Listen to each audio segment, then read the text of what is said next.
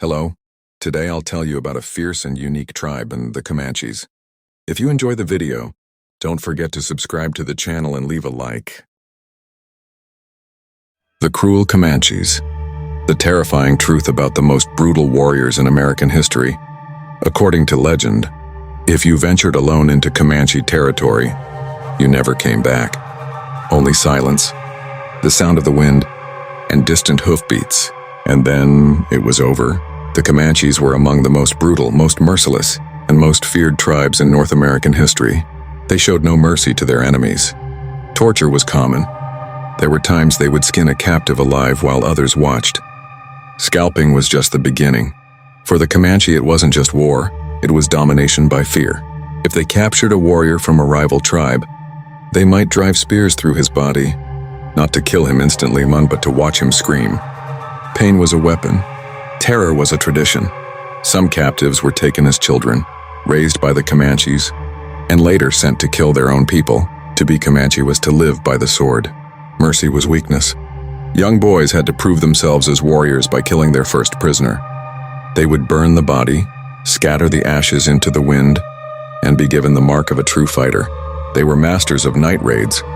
While others slept, they attacked. No noise, no warning, no forgiveness. They burned homes, took women and children, and left only ashes. During the border wars with Mexico, even soldiers called them demons. Comanches raided villages, decapitated men, tore out hearts. Some military officers wrote, "We have seen war in Europe, but the Comanches, they are hell itself." Their skill on horseback was terrifying. They could shoot arrows with deadly precision while hanging off the side of a galloping horse. You couldn't see them. You couldn't stop them. They moved like shadows, swift, silent, deadly. Sometimes they wouldn't kill a prisoner. Instead, they would cut off their limbs and let them crawl back to their people. Why? So others would know what the Comanches were capable of. Fear was their most powerful weapon. They were proud of their cruelty. Some wore clothing made from human skin. Their symbols were skulls, blood-stained weapons, and scars earned in battle. Every wound, every scar, not shame but honor. Even the American cavalry couldn't defeat them for years. Only trickery, starvation, and betrayal finally broke their power. But they never surrendered. They died fighting. The Comanches weren't just warriors. They were a storm, a legend, an unstoppable force of fear and fire. You're only listening now, but if you were in those plains back then, you wouldn't be hearing stories. You'd be living the nightmare. The making of a Comanche warrior. Where cruelty wasn't learned, it was carved into the soul. You don't become a cruel Comanche. You're made into one, from the moment you can walk. Childhood in their world was not innocence. It was training for war. A boy's first toy was not a rattle. It was a bow. He learned to shoot before he could speak in full sentences. By the age of 5, he could ride a horse bareback through the wind. Fall, bleed, cry. There was no sympathy. Pain was not comforted. It was encouraged. Fathers didn't hug. They tested. Mothers didn't coddle.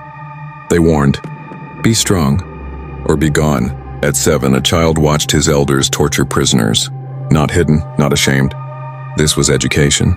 They learned how to keep a man alive for hours in agony, how to slice without killing, how to burn flesh just enough to make it scream, but not enough to end the noise too soon. If the child flinched, he was scolded. If he smiled, and he was praised. At 12, a boy had to kill something, not an animal, but an enemy. A scout, a slave, someone breathing. He had to look into their eyes and end them. Without trembling, without hesitation. And when he did, he was painted with the victim's blood and given a new name and a warrior's name, not a name of hope, but of terror. Girls, too, were raised in darkness. They learned silence. They learned how to gut an animal with their eyes closed, how to disappear in the wind like ghosts. Some became warriors themselves, and they were crueler than the men. The Comanche didn't build temples. They built warriors. They didn't write stories. They etched them in scars, burned them into bone, whispered them through fire. Every ritual had one purpose: to erase weakness, fasting in the desert for days with no water, dancing until blood ran from the feet, staring into the eyes of a dying man and not blinking. That was how they prepared for life. Because life was war. The tribe didn't need kind men. They needed killers. survivors, ghosts on horseback. When the time came, they unleashed these boys into the world, no longer human, but shadows with spears, horror with a heartbeat. This was not madness. This was tradition. This was the making of a Comanche.